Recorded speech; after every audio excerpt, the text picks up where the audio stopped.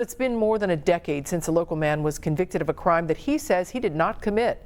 When no one would believe him, he reached out to the Ohio Innocence Project, and they have found evidence that they say can break the case open. Tessa DITIRRO is at the federal courthouse downtown with the story for us. Tessa?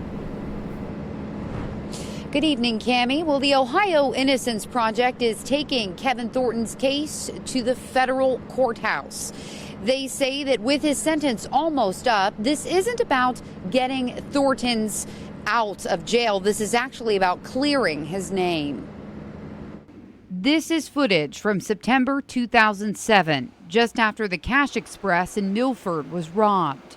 These pictures show a man tie up the clerk. A jury found Kevin Thornton guilty of the crime.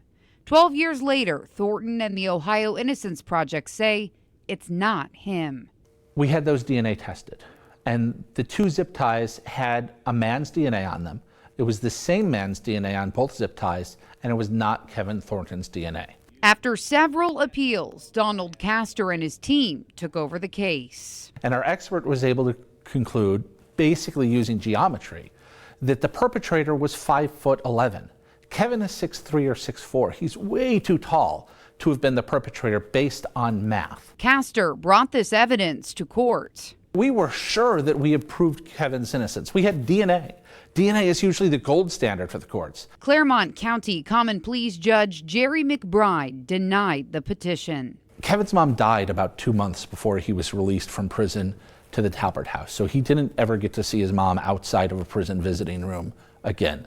To honor his mom, Thornton is fighting for his innocence while serving the last part of his 12-year sentence in transitional housing. We know that there have been hundreds of people in the United States exonerated by DNA evidence, thousands of people in the United States exonerated altogether. Kevin should now be one of those people.